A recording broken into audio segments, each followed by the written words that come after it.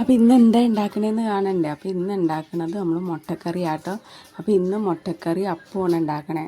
മിക്കവാറും ഇവിടെ അപ്പവും ദോശ അങ്ങനെയുള്ള കാര്യങ്ങളാണ്. പുട്ടിനോട് വലിയ താല്പര്യമില്ല. അപ്പം മുട്ടക്കറി ആണെങ്കിൽ എല്ലാവർക്കും ഇഷ്ടമാട്ടോ. അപ്പോൾ അതുകൊണ്ടാണ് ഞാൻ മുട്ടക്കറി ഉണ്ടാക്കണേ. അപ്പോൾ നമുക്ക് ആദ്യം തന്നെ എണ്ണ ഒഴിച്ചിട്ട് കടുക് പൊട്ടിക്കാൻ ഞാൻ എല്ലാ സാധനവും അരിഞ്ഞ് വെച്ചിട്ടുണ്ട്. കടുക് പൊട്ടിക്കഴിയുമ്പോൾ ഇഞ്ചിയും പച്ചമുളകും വെളുത്തുള്ളിയും കൂടി ഇതാക്കെ ആദ്യം ഇഞ്ചിയും വെളുത്തുള്ളിയും ചതച്ച് വെച്ചത് ഇട്ട് വരട്ടി കഴിഞ്ഞിട്ട് പച്ചമുളകും സവാള ഇട്ടാൽ മതി കേട്ടോ. അല്ലെങ്കിൽ ആ ഒരു പച്ചമണം അങ്ങ് പോവില്ല ഇതിൻ്റെ ഇഞ്ചിയുടെ. അപ്പോൾ നമുക്ക് ഇഞ്ചി നല്ലപോലെ വരട്ടിയെടുക്കാം. അത് കഴിഞ്ഞിട്ട് സവാളയൊക്കെ ഇട്ട് വരട്ടാം കേട്ടോ. അപ്പോൾ രാവിലെ തന്നെ ആയതുകൊണ്ട് നല്ല വെയിലുണ്ട്. അവിടെ നിൽക്കുമ്പോൾ പുറത്തുനിന്ന് നല്ല വെയിൽ കിട്ടും കേട്ടോ. അവിടെ അങ്ങനെ വെച്ചേക്കണോണ്ട് വെളിച്ചവും കിട്ടും.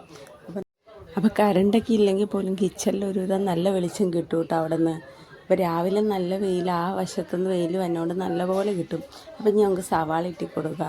സവാള ഇട്ടിട്ട് കുറച്ച് ഉപ്പും കൂടി ഇട്ട് കഴിഞ്ഞാൽ വേഗം വരട്ടിയെടുക്കാൻ പറ്റും കേട്ടോ.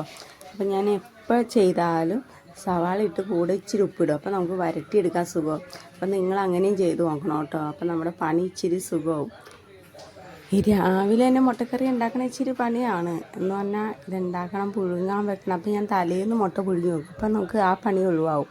അപ്പോൾ രാവിലെ മുട്ട ഈ സവാളയും സാധനങ്ങളും വാട്ടി മാത്രം മതി. ഇപ്പോൾ മുട്ട ആവുന്നത് നിങ്ങൾ തലേന്ന് പുഴുങ്ങി വെക്കണം.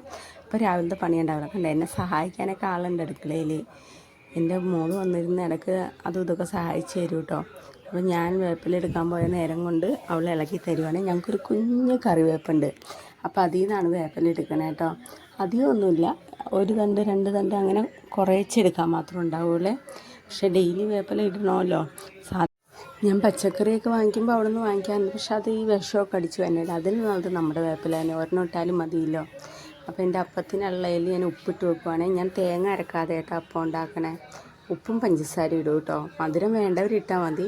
വേണമെങ്കിൽ ഏറ്റവും അവസാനം കുറച്ച് തേങ്ങാപ്പാൽ പിഴിഞ്ഞ് ഒഴിച്ചാലും മതി. അല്ലെങ്കിൽ തേങ്ങ അരച്ചിരുന്നവരല്ല അത് ചെയ്യുക ഇവിടെ, പക്ഷേ ഇഷ്ടമല്ലാത്തതുകൊണ്ടാണ്.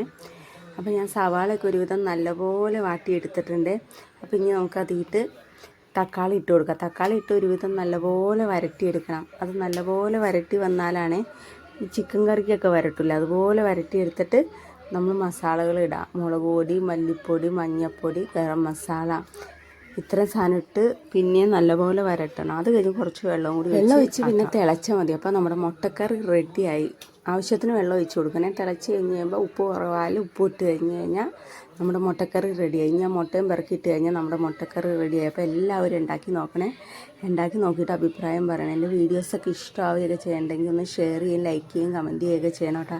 സബ്സ്ക്രൈബ് ചെയ്യുകയും ചെയ്യണേ. അപ്പോൾ ഇന്നത്തെ വീഡിയോ ഇത്രയുള്ളൂ. Okay, by.